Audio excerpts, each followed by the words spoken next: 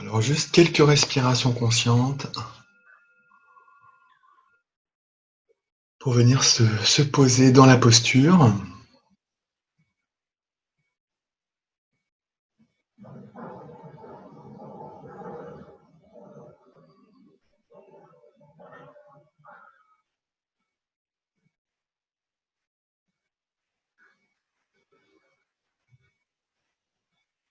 Voilà, s'ancrer dans la posture.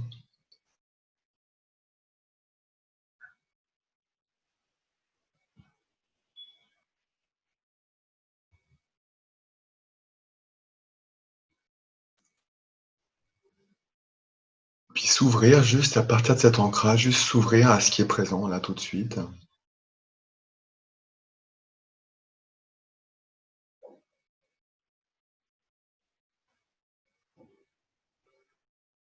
Ce qui est présent dans mon corps, ce qui est présent dans mon cœur et dans mon esprit. Peut-être ce que je peux percevoir autour de moi aussi.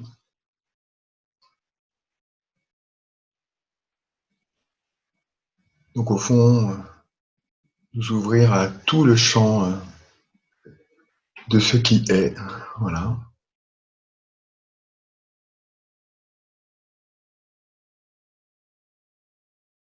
Avec une certaine bienveillance, une certaine attitude. Peut-être pour ce matin, l'attitude d'un explorateur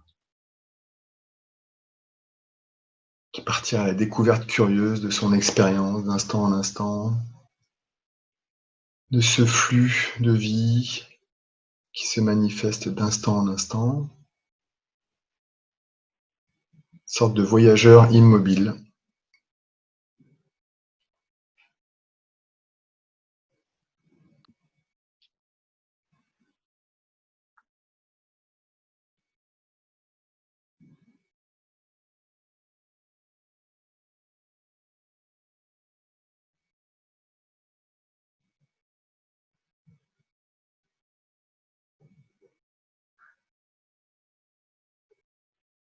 Laissant le flux de vie se manifester tel qu'il est,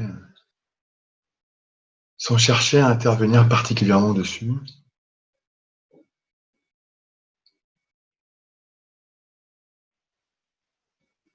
Ni à lui résister, ni à se laisser embarquer par ce flux, juste présent.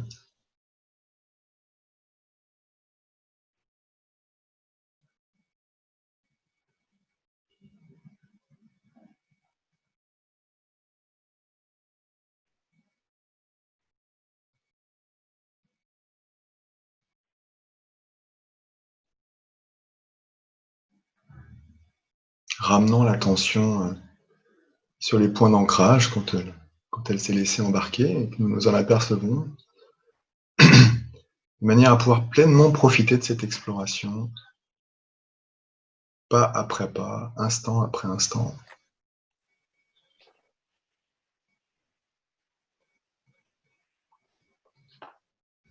Ouvert à la découverte.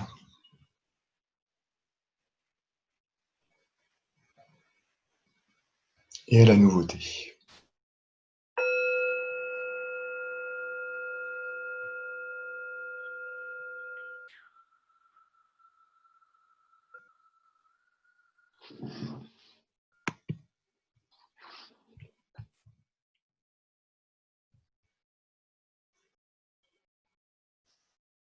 Merci Nicolas pour cette introduction.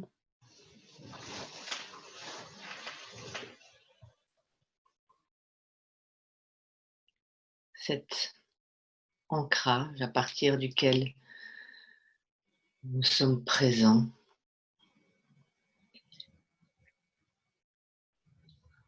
Et j'aimerais repartir aujourd'hui de ce premier moment que nous avons partagé ensemble, avec toi aussi Nicolas, de ce thème de nos vulnérabilités et de nos forces.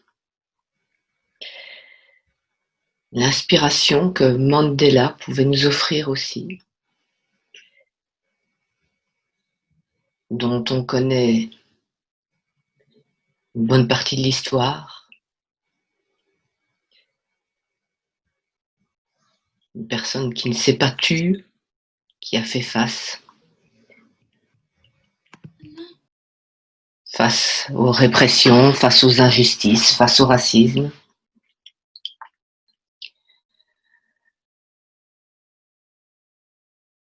Qui a choisi de rester fidèle à son âme, de ne pas se laisser gouverner par la peur. Et je voudrais repartir ce matin d'un autre poème, un poème toujours en lien avec Nelson Mandela. C'est un poème qu'il a soutenu tout au long de ses années de captivité, écrit par un certain Henley et que je vais vous lire, en tout cas un extrait.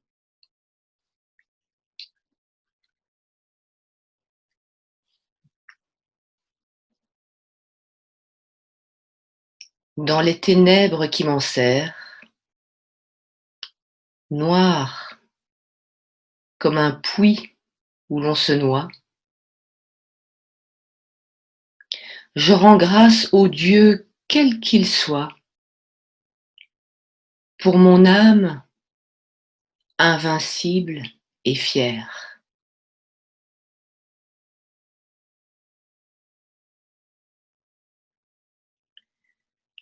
Je ne sais ce que me réserve le sort,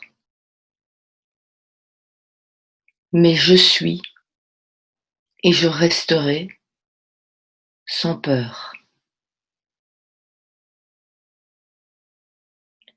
Aussi étroit soit le chemin, nombreux les châtiments infâmes.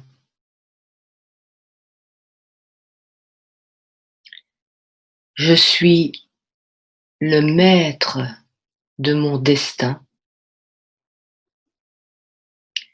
Je suis le capitaine de mon âme.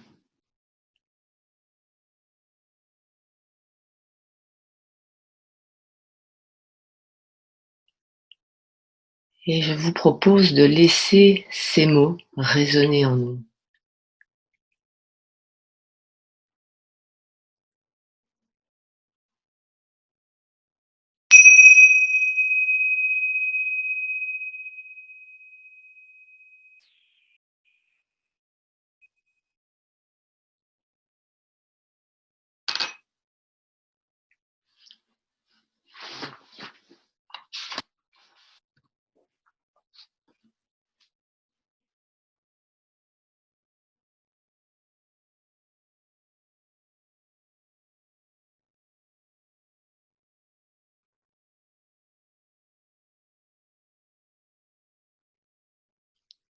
Et juste ressentir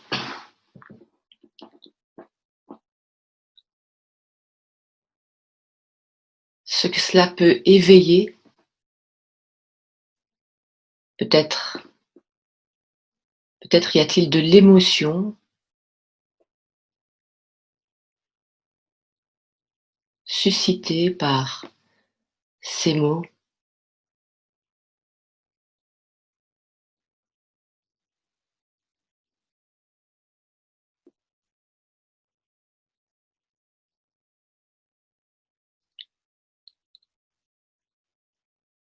Et peut-être que le réflexe humain automatique pourrait être de s'éloigner de cela ou d'essayer de passer à autre chose et juste nous laisser traverser, autoriser, accueillir.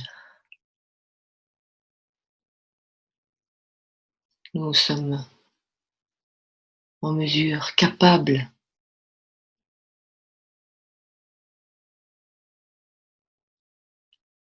de ressentir, d'accueillir. Et nous pouvons peut-être, si c'est le cas, localiser l'émotion dans le corps, aller voir où nous la ressentons et y respirer et y envoyer le souffle et lui faire de la place, l'accueillir à bras ouverts, lui permettre d'être là.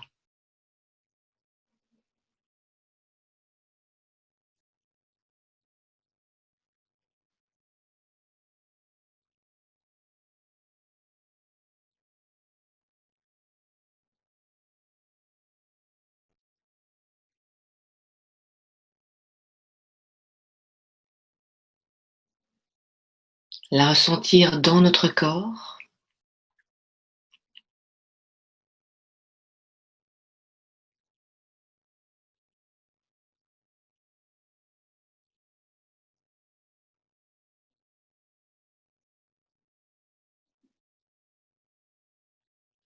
et diriger notre attention vers notre corps.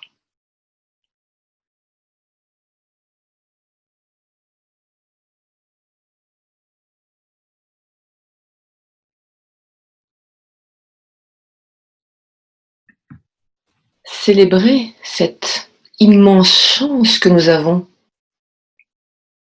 d'habiter ce corps.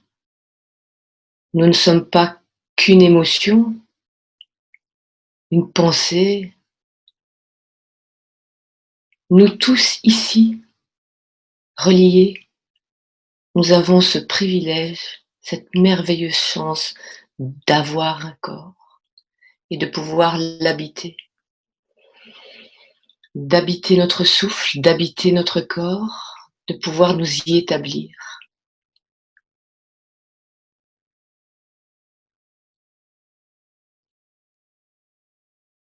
Et quand l'émotion nous emporte, nous avons cette liberté, cette force qui nous est offerte de choisir de rediriger notre attention vers nos bases d'appui, vers le contact des pieds avec le sol, vers notre bassin qui est comme un socle, comme une véritable base.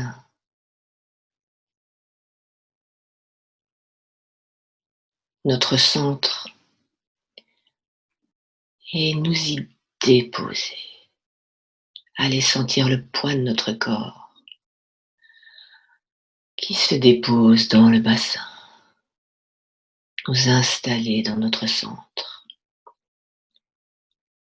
de gravité.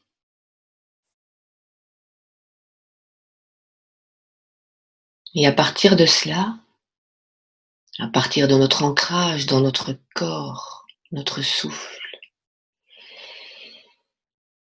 respirant jusqu'au contour de notre peau, quoi qu'il arrive, nous pouvons, et peut-être même nous avons, à faire face, les yeux grands ouverts.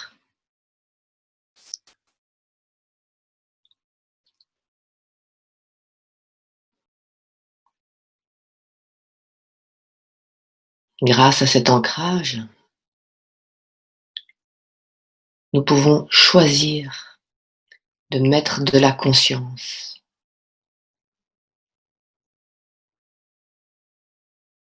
dans ce qui se passe, dans les images que nous voyons, les paroles que nous entendons, ce qui se passe à l'extérieur de nous, et puis aussi ce qui se passe à l'intérieur de nous. Reconnaître les émotions qui sont là, et avec beaucoup de bienveillance, beaucoup d'amour, nous pouvons aussi faire face à nos propres démons.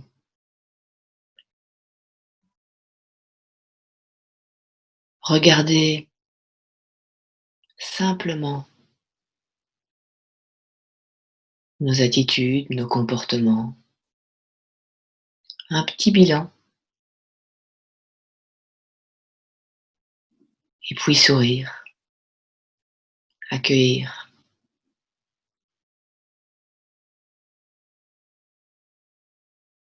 c'est le meilleur moteur du changement, c'est d'être doux et ferme.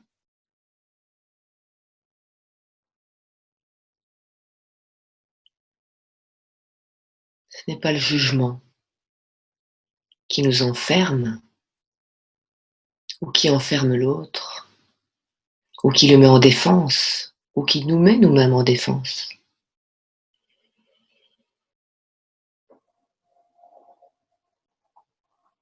C'est le cœur ouvert.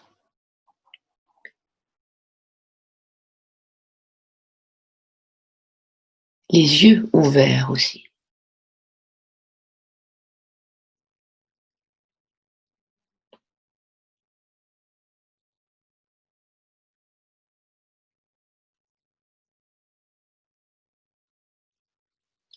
Et ce n'est pas si facile, car peut-être que depuis de nombreuses années, peut-être même depuis nous sommes un petit enfant,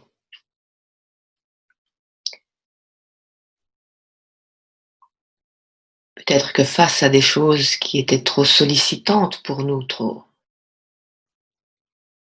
qui dépassaient les ressources d'un bébé, d'un enfant, d'un ado et puis aussi d'un adulte. Peut-être que des réflexes se sont mis en place. Nous avons peut-être pour la plupart d'entre nous déjà entendu parler de ces 3 F, face au stress, face aux émotions, face à trop de sollicitations, qui sont le fight, flight ou freeze, l'attaque, l'évitement, le fait d'être tétanisé ou sans voix.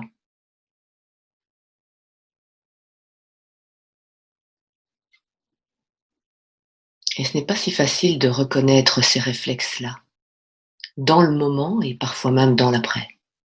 Ça nécessite de s'arrêter et de contempler, de repasser le film, le scénario. Tiens, quelle place, quel rôle, quelle attitude ai-je adoptée? Qu'est-ce que j'ai ressenti?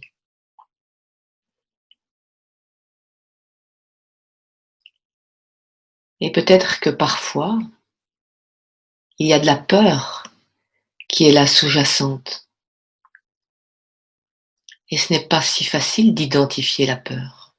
Moi, peur? Mais non, j'ai pas peur.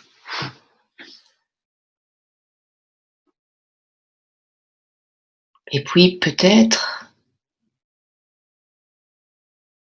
en allant regarder au plus profond de notre cœur,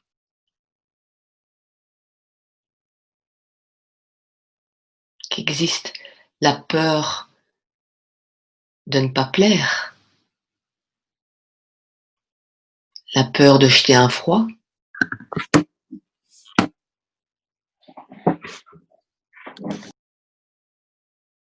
la peur d'être jugé, la peur de ne plus être aimé, la peur d'être rejeté.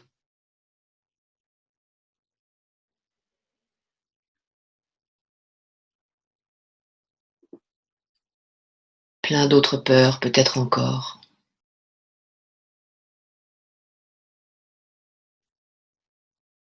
La peur du regard de l'autre, la peur des représailles,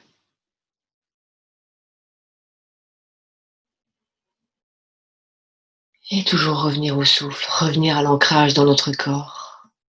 Ok, il peut y avoir de la peur.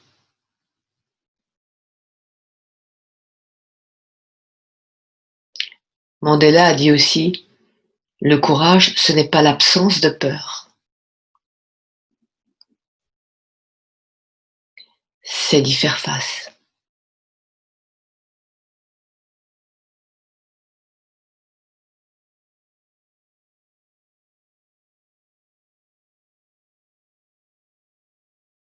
c'est de la reconnaître d'abord pour y faire face. Alors, malgré la peur, est-ce que nous pouvons rester fidèles à notre âme, à ce qui est juste pour nous? Finalement, n'est-ce pas là l'essentiel dans ce passage sur cette terre? Qu'avons-nous d'autre à y faire?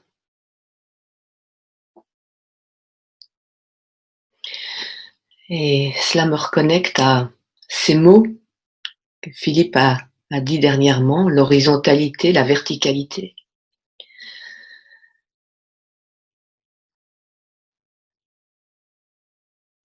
Il peut y avoir les peurs, les choses du monde, les choses de la terre, les choses de ce qu'on est en train de vivre ici et comment on va faire avec ça.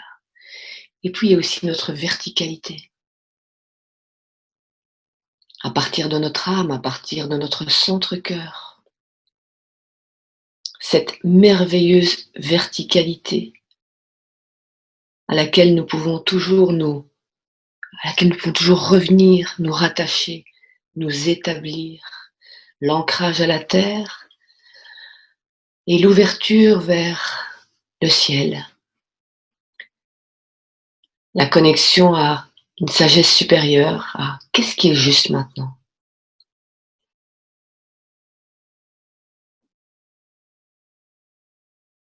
Et puis nous pouvons sourire, quel que soit le drame, la tragédie, la difficulté.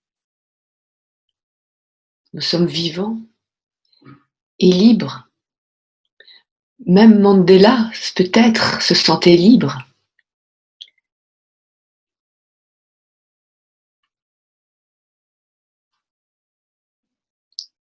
Avec ces mots, je suis le capitaine de mon âme. Je suis le maître de mon destin. Je suis le maître de qu'est-ce que je vais faire maintenant? Comment vais-je être maintenant? Qu'est-ce qui est juste maintenant? Vais-je exprimer ma vérité? Si c'est juste maintenant? Ou vais-je ravaler par peur? Faire comme si j'avais pas entendu, pas vu?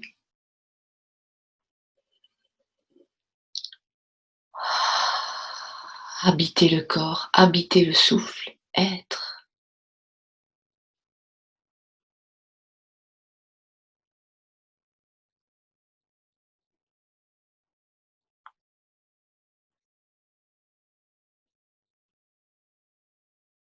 Et profiter, comme Sandra nous y a invités. Ces mots magiques. 1, 2, 3. Profite. Accueille la vie. Pouvons même juste là, à cet instant, poser les mains sur notre centre-cœur, siège de notre amour, de nos émotions aussi, de notre âme. Et ouvrir les bras en respirant, nous ouvrir à ce qui est pleinement, quoi que ce soit.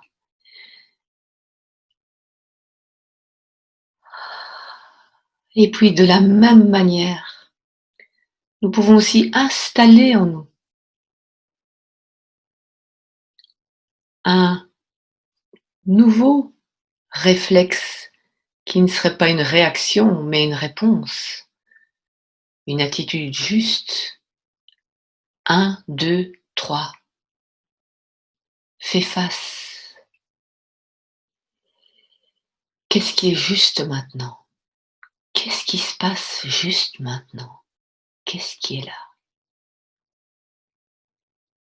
Et souris parce que tu es vivant, libre, responsable.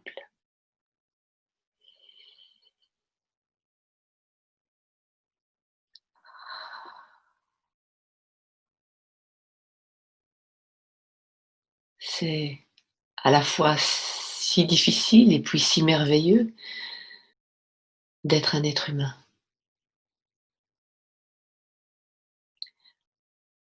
Avec toutes les possibilités qui sont entre nos mains. Et nous souvenir que ce qui nous habite, ce que nous cultivons dans notre cœur, ce que nous cultivons comme intention,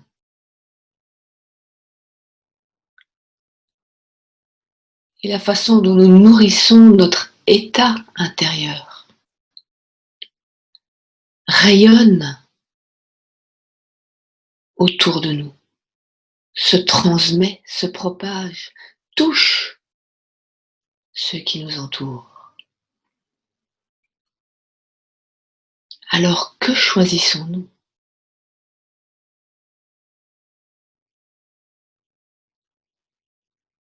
C'est notre liberté, notre responsabilité.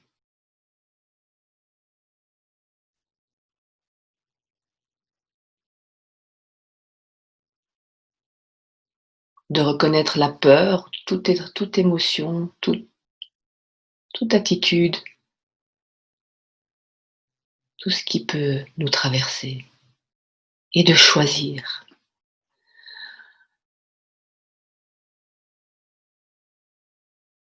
D'envoyer de la lumière, de faire face, dans le calme, la sérénité, la conscience. Rester debout, être et rayonner.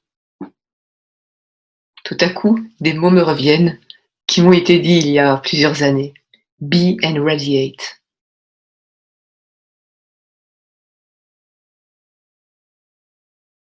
C'est amusant, ça revient juste là maintenant.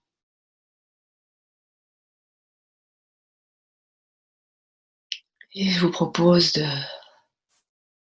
rester quelques instants là, habitant notre corps, habitant notre souffle. Simplement être. Joie de pouvoir faire face dans le monde, dans notre vie. Peut-être que c'est simplement notre mission, là, de faire face.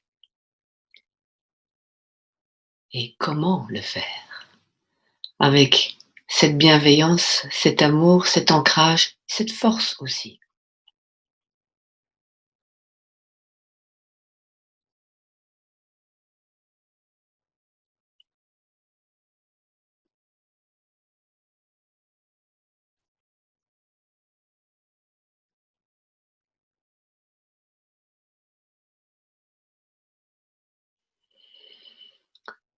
Et habiter notre souffle. Habiter notre corps. Respirer jusqu'au contour de notre peau. Regardez la lumière.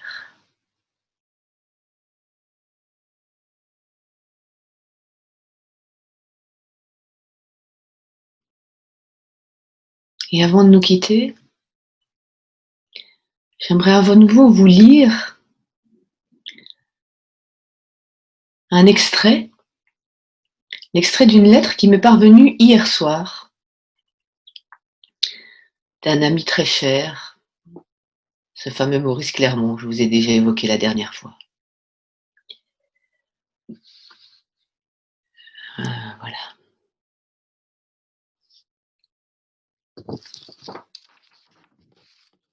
Qu'importe ce que nous vivons, c'est la façon dont nous le vivons qui change notre vibration.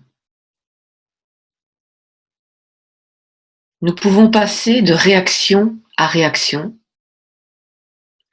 Nous restons alors dans un système de défense, donc de fermeture.